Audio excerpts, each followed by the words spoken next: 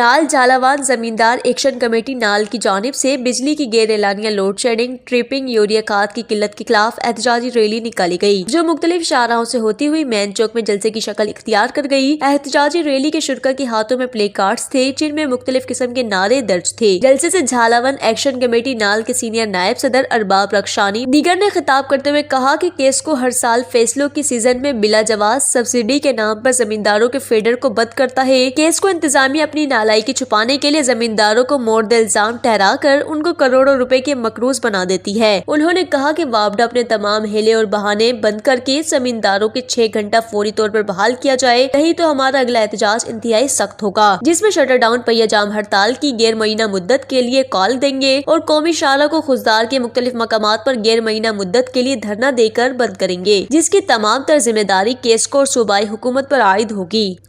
वश न्यूज़ नाल।